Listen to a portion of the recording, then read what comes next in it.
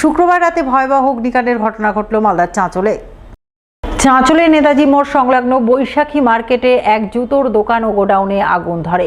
আগুনে পুড়ে ছারখার হয়ে যায় জুতোর দোকান। পরে দমকলের 3টি ইঞ্জিনের দীর্ঘক্ষণের প্রচেষ্টায় আগুন নিয়ন্ত্রণে আসে।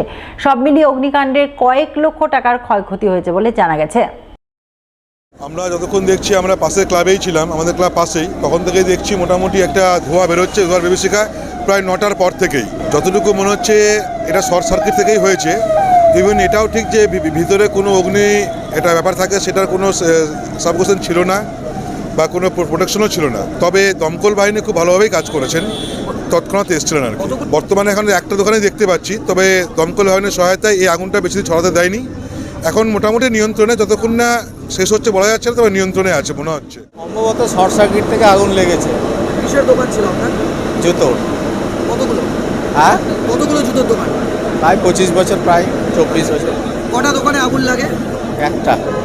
কত টাকার ক্ষয়ক্ষতি হয়েছে? প্রায় 5-6 লাখ টাকাটা ঘটনা থেকে বেশি হবে। ফার্নিচার ধরলে 7-8 লাখ টাকা হয়ে যাবে। 10 লাখ টাকা সব শেষ তাহলে? হ্যাঁ, মোটামুটি। কিভাবে আগুন লাগলো বুঝতে পারলেন?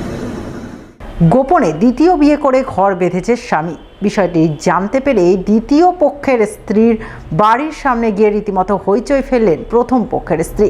ঘটনাকে ঘিরে সাময়িক শোরগোল ও উত্তেজনা তৈরি হলো পুরাতন মালদার শাহপুর মোড় গ্রাম এলাকায়। অভিযোগকারী মহিলা ঝুমা মণ্ডল মোদক দাবি করেন তার বাড়ি হুগলি জেলা তারকেশ্বর থানার ট্যাংরা গ্রামে। তার স্বামীর নাম সোমনাথ মোদক। তিনি রেল পুলিশে কর্মরত। তাদের 19 বছরের এক ছেলে রয়েছে।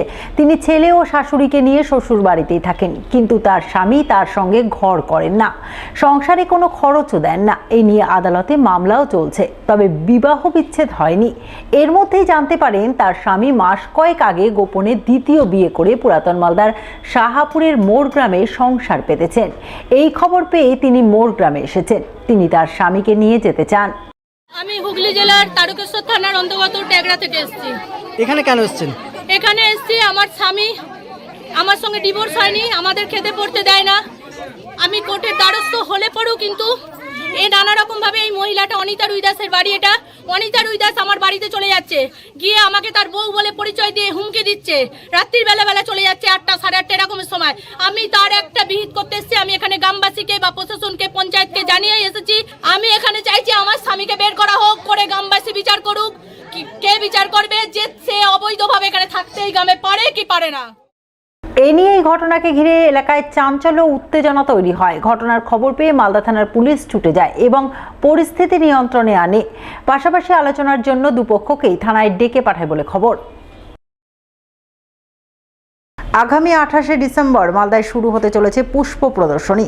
বরাবরের মতো এবারও পুষ্প প্রদর্শনীতে অংশ নিতে চলেছেন মালদা শহরের মাধবনগর এলাকার বাসিন্দা, পেশায় কৃষি দপ্তরের অবসরপ্রাপ্ত কর্মচারী সুভাষ চন্দ্র সাটিয়ার।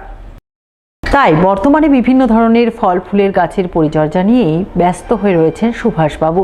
এই ব্যস্ততার মাঝে তিনি জানালেন, বহু বছর ধরেই তিনি মালদার পুষ্প প্রদর্শনীতে এক প্রতিযোগী হিসেবে অংশগ্রহণ করেন, এবারও করবেন। এবছর তিনি বিভিন্ন ধরনের ফলমূল ও সবজি গাছ তুলে ধরবেন, তবে মূল আকর্ষণ থাকছে ফুলে। বিশেষ করে বলতে গেলে চন্দ্রমল্লিকা ফুল। এবছর তিনি তার ছাদ বাগানে একাধিক বিদেশি প্রজাতির চন্দ্রমল্লিকার চারা গাছ লাগিয়েছেন, যা বর্তমানে বড় হয়ে ছাদ আলোকিত করে ফুল ধরেছে। সেই ফুলে এবারের পুষ্প প্রদর্শনীতে তিনি বাজিমাত করতে চাইছেন, সেই আশাতেই বুক বেঁধে রয়েছেন। আশা করছেন তার চন্দ্রমল্লিকা ফুল নজর কাড়বে পুষ্পপ্রেমীদের। ছাদ বাগানের জন্য যা প্রস্তুতি, তার ফল এখন আমি পাচ্ছি। কেননা এই প্রস্তুতি আমাদের সারা বছর ধরেই ক্রমান্বয়ে চলতে আরম্ভ করে। জুন জুলাই, বিশেষ করে জুন জুলাই থেকে আমরা কাটিং সংগ্রহ করি। তারপরে সেই কাটিংগুলোকে প্রতি বর্ষা থেকে বাঁচিয়ে রেখে তারপরে আস্তে আস্তে বিভিন্ন খাবার দিয়ে গাছকে সেইভাবে মানুষ করে আজ এই 47তম পুষ্প প্রদর্শনীর প্রস্তুতি হিসাবে এই ফুলগুলো এখন অবধি টিকিয়ে রাখতে পেরেছি। বিশেষ বলতে বিভিন্ন জাতের যে নতুন নতুন জাত এসছে ইংল্যান্ড থেকে, সব চন্দ্রমল্লিকা, সেগুলোই নিয়ে যাবো। ভালো ফল একটা করব, এটুকুই ভাবছি। মোটামুটি যারা কম্পিটিশনের জন্য করি, একটু আর্লি করি, মানে জুন জুলাই থেকে চন্দ্রমল্লিকা লাগানো হয়, আর এই অক্টোবরের দিকে হচ্ছে সিন ফ্লাওয়ারগুলো লাগানো আরম্ভ হয়।